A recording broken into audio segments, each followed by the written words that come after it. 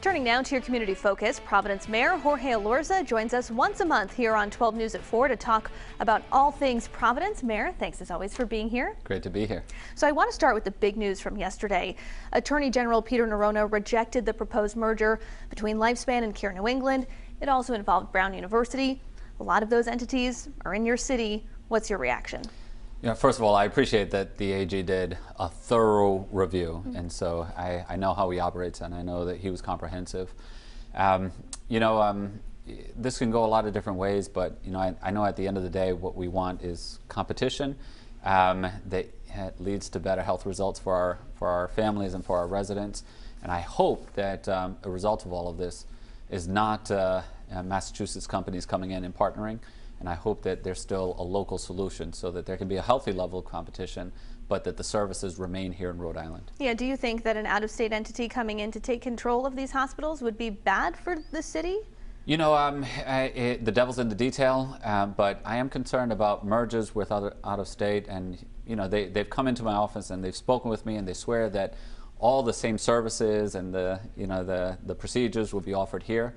But the reality is that you never know. Once times get tough and the cuts are being made, they're not going to make them in their home offices or their home hospitals. They'd be looking at satellites, and so that's always a concern.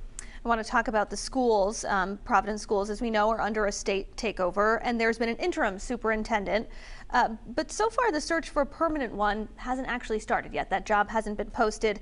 My colleague Steph Machado reported earlier this week that frustration is starting to rise among certain groups. Are you frustrated that the search isn't underway yet?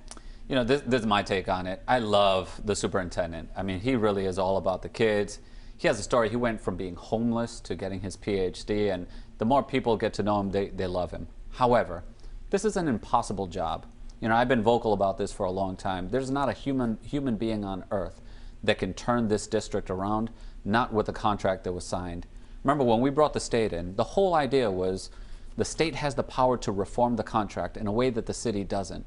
But unfortunately, we teed it up, and the governor and the commissioner signed a contract that fell way short of the transformation that we needed.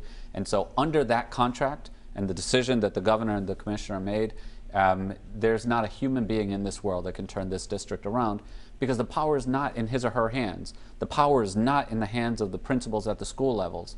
The most powerful force in education here in the city, and frankly in the state, is the teachers union. And that's why we went the route of bringing in the state. But unfortunately, that opportunity to fundamentally reform the leverage and the power that superintendents and principals have, that opportunity was squandered. A bit of a surprising report, I will say, from my perspective in PBN, that the multi-hub bus plan was sort of quietly scrapped without an official announcement. How were you made aware that it wasn't going to be moving forward like that? To be honest with you, it's hard to keep track of what the status of it is. So we were part of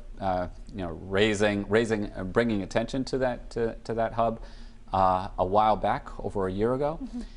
Last I heard, the conversations were going very positive, and it was moving forward more and more each day. I have to check in on the latest on that, but the last conversations I've had with different stakeholders has been that the chips seem to be falling into place, and that it was on a good track. So if it has changed recently, then you were unaware. Yeah. Then I don't know when it has changed. Okay. I know there's been fits and starts, but again, we're making changes at Kennedy Plaza. We have a whole redesign of KP, and there's going to be new configuring of the buses. As that happens, we also need to think about a more comprehensive multi-hub system. I think it'll improve the experience for riders, and it'll be much more efficient for our space downtown.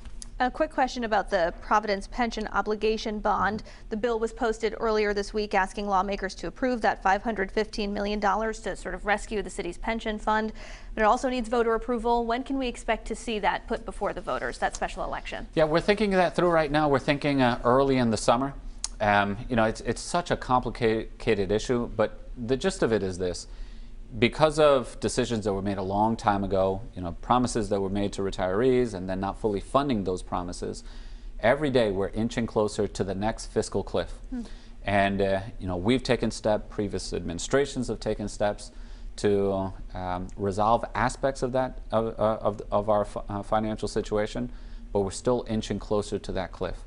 No one knows exactly when we're going to go over, but if we do nothing, we will absolutely go over.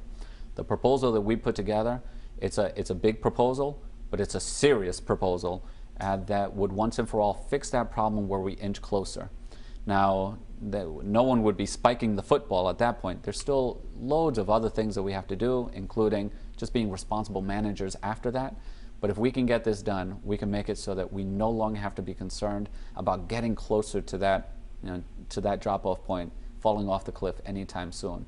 And if I could pass the city off to whoever's going to replace me, I can tell you in uncertain terms that that person will inherit a much stronger and a much more stable city than I've inherited. And we're just about out of time, Mayor, but why not wait until the fall when voter turnout would ostensibly be higher? Why have that special election in the summer? That's a great question. So we don't know how long this window of low interest rates is going to be in place.